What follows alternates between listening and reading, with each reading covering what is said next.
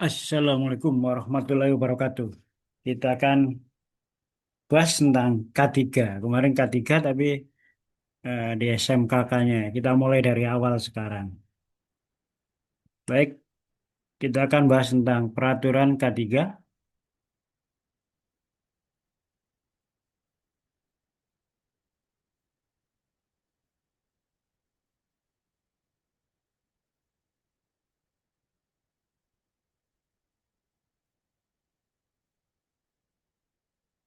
Kegiatan kali ini adalah kita untuk pembekalan ahli K3 maupun petugas K3. Di mana kedua jabatan kerja ini tentunya harus paham tentang peraturan K3. Bedanya apa? Bedanya adalah tentang nanti kedalamannya aja. Kedalaman aja di mana seorang petugas K3 memahami sampai katakanlah sampai APD-APK eh, dan instruksi kerja. Tapi kalau ini ada kaitannya nanti dengan SMKK dan sebagainya. Jadi lebih mendalam lagi. Tapi peraturan dasar hukumnya adalah sama. Apa itu yang mendasari peraturan ini? Yaitu semua tentang K3 ya. Dan kita ini dalam rangka apa? Dalam rangka mempersiapkan uji kompetensi. Maka dari itu kita berpedoman kepada SKKNI gitu, SKKNI. Di mana seorang ahli K3 itu harus memiliki kompetensi eh, yang dibuktikan nantinya melalui KUK dan peraturan tadi yaitu dari bisa menunjukkan kemampuannya di unit nomor 1 menerapkan peraturan perundang-undangan dan standar dalam pengujian keselamatan konstruksi sampai kepada melakukan investigasi kecelakaan kerja. Ada 10 unit kompetensi. Tapi nanti kalau petugas K3 cuma sampai 7 ya. Tapi ada sedikit bedanya. Baik, keselamatan kerja atau safety. Apa yang dimaksud safety? Ya, kita bahas dulu nih. Safety ini kalau di Indonesia adalah berdasarkan Undang-Undang Nomor 1 Tahun 1970. Dasar hukumnya di sana. Tapi secara umum safety adalah upaya untuk mengendalikan kerugian dan kecelakaan. Untuk control of accident and loss. Jadi supaya tidak terjadi kerugian dan kecelakaan. Itulah upaya itulah yang dimaksud dengan keselamatan kerja atau bahasa Inggris juga safety. Jadi harus memiliki kemampuan untuk safety. Apa itu? Kemampuan untuk mengidentifikasi dan menghilangkan, mengontrol resiko yang tidak bisa diterima waktu bekerja atau the ability to identify and eliminate unacceptable risk gitu. Jadi untuk menghilangkan resiko yang tidak bisa diterima waktu bekerja atau diidentifikasi ya kemampuan untuk mengidentifikasi dan menghilangkan resiko yang kemungkinan akan terjadi di waktu kerja itu lebih dinamakan safety. Keselamatan kerja yaitu mengendalikan derajat tingkat keadaan fisik dan mental individu waktu kerja. Jadi kesehatan kerja itu ya eh,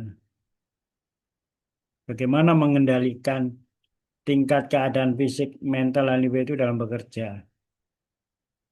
Gitu. Jadi kalau kerja lembur, kalau di oper banget di luar kemampuan fisik atau melakukan pekerjaan secara ergonomi tidak bisa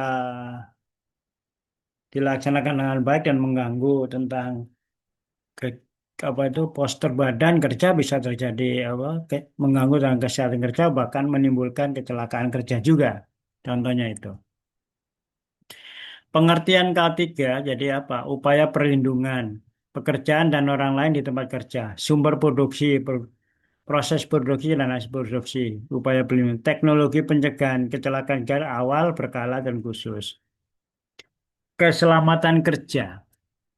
Keselamatan kerja yang berkaitan dengan mesin, pesawat alat kerja, bahan dan proses pengelolaan, landasan tempat kerja dan lingkungan kerja, serta cara-cara melakukan pekerjaan.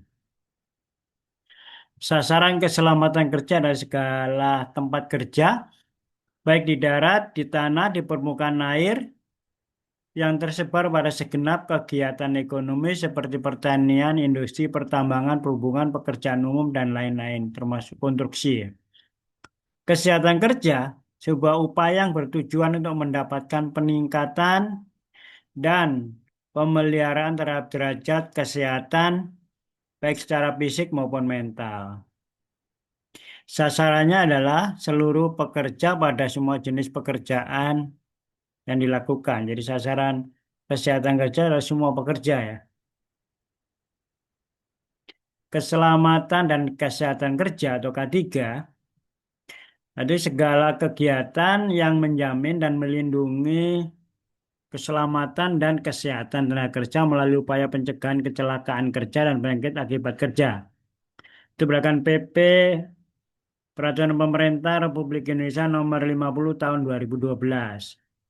Dan menurut ILO, ilmu untuk antisipasi, rekognisi, evaluasi, dan pengendalian bahaya yang muncul di tempat kerja yang dapat berdampak pada kesehatan dan kesehatan pekerjanya, serta dampak yang mungkin bisa dirasakan oleh komunitas sekitar dan lingkungan umum. Menurut ILO tahun 2028. Kalau budaya di tempat kerja adalah bahaya di tempat kerja adalah bisa dibagi menjadi bahaya fisik, bahaya mekanik gitu. Juga kebisingan. Bahaya fisik secara manufaktur, konstruksi, pertambangan, pertanian, dan peralatan bangunan yang kemungkinan mengakibatkan jatuh tertimpa benda keras. Kalau bahaya mekanik, pemindahan komponen dengan kecepatan tinggi, memiliki ujung yang tajam, permukaan yang panas, berpotensi untuk meremukkan, membakar, memotong, dan menusuk, terjadinya benturan, dan sebagainya. Kalau kebisingan, temperatur ekstrim panas, temperatur ekstrim dingin, kejutan listrik itu bisa merusak pendengaran, dehidrasi, hipotermia, tersengat aliran listrik gitu. Itu yang bahaya fisik dan mekanik. Kalau bahaya biologis dan kimia, bahaya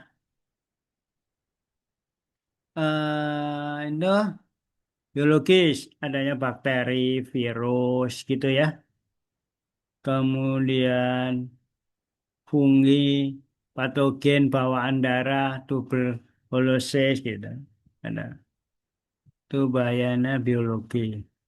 Bahaya kimia seperti asam, basa, logam berat, pelarut, petroleum, partikuler, ap- asbestos, silika, asap, bahan kimia reaktif, api, bahan yang mudah terbakar dan ledakan. Ini bisa mengakibatkan kerusakan kulit atau juga mengganggu pernapasan dan sebagainya.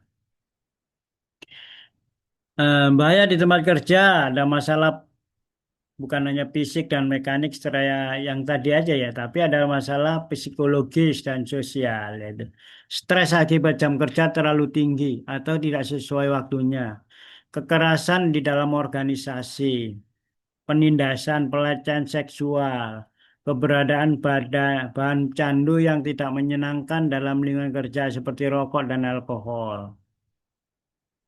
Kemarin yang kerja di Kamboja ya, yang melalui Thailand itu m- mengalami kekerasan fisik dia, dipukuli dan sebagainya, dilecehkan juga, ditindas karena diminta untuk melakukan ini, dan sebagainya yang tidak sesuai hukum. Akan dipukuli, tidak digaji dan sebagainya. Itu masalah psikologis dan sosial, termasuk masalah hukum itu. Oke, maka dari itu perlu peraturan untuk melindungi buruh dan resiko kecelakaan pada saat ia melakukan pekerjaan. Menjaga supaya orang-orang yang berada di sekitar tempat kerja terjamin keselamatannya. Menjaga supaya sumber produksi dipelihara dan diperlukan secara aman dan berdaya guna. Yaitu Undang-Undang Dasar tahun 45, Undang-Undang UAP tahun 30, Stum Ordonansi, Undang-Undang 1 tahun 70 tentang keselamatan kerja, Undang-Undang Nomor 28 tahun 2002 tentang bangunan gedung, Undang-Undang Nomor 13 tahun 2003 tentang ketenagakerjaan, Undang-Undang Nomor 2 tahun 2017 tentang jasa konstruksi. Peraturan pemerintahnya, peraturan pemerintah tahun 30 ya, ini tahun Belanda ya. Peraturan Pemerintah Nomor 7 Tahun 73, pengawas atas peredaran dan penyimpanan dan peredaran pestisida. Peraturan Pemerintah Nomor 19 Tahun 73 tentang pengaturan. Peraturan ini yang menjadi dasar hukum dari K3. Peraturan Menteri yang terkait, nanti dihafal aja ini juga ya. Tugas Menteri dan sebagainya. Instruksi Menteri, surat edaran, K3 secara luas. Berbicara K3 secara luas, maaf.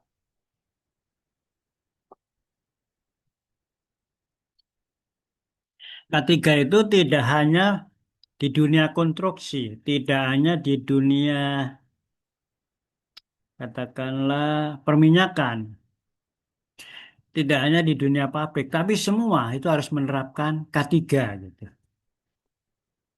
K3 itu harus dipraktekkan di semua lini. Naik motor juga harus menggunakan K3 di perhubungan dan sebagainya.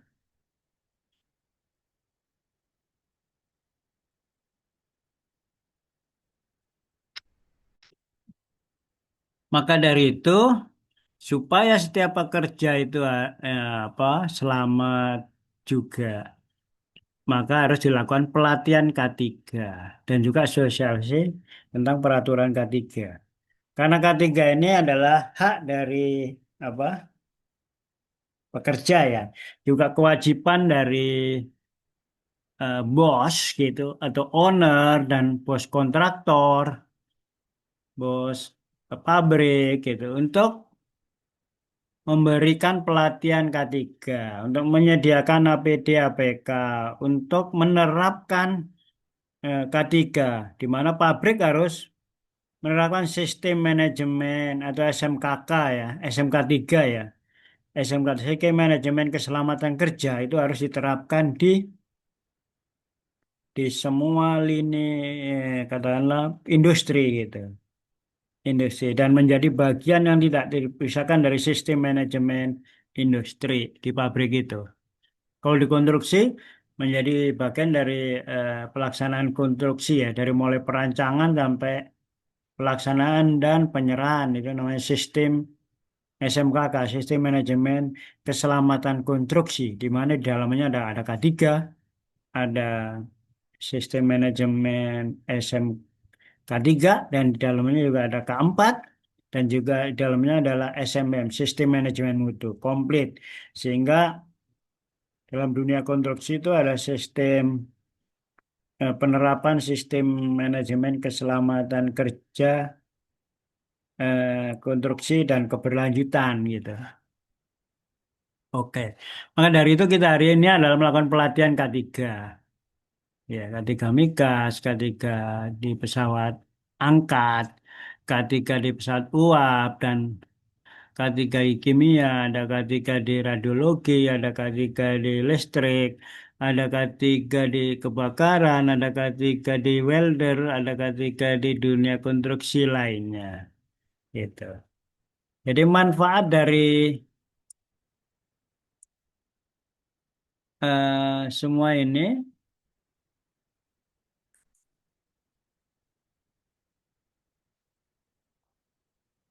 dengan pelatihan K3 kita diharapkan mendapatkan manfaat berupa berkurangnya angka kecelakaan dan penyakit akibat kerja dan meningkatkan performa kerja karyawan karena terjamin keselamatan kesehatan dalam bekerja. Dua, meningkatnya citra positif perusahaan. Keempat, meningkatnya kompetensi seseorang dalam bidang K3. Keempat, yang memberikan pengetahuan tentang bahaya dan risiko dalam pekerjaan serta menjelaskan dan mengatur cara-cara untuk mengurangi risiko dan bahaya tersebut. Memberikan rasa aman kepada mitra kerja perusahaan. meningkatkan profil dan pendapatan perusahaan, menjadi warga negara dan organisasi yang patuh pada peraturan pemerintah. Itu tentang peraturan ketiga ya. Baik, demikian Anitanya. Jadi, setiap pekerja konstruksi wajib mentaati tentang peraturan ketiga. Setiap pekerja, bos, owner, itu wajib menerapkan sistem manajemen keselamatan kerja, di mana masing-masingnya nanti ada bagiannya masing-masing. Mungkin itu dari saya. Assalamualaikum warahmatullahi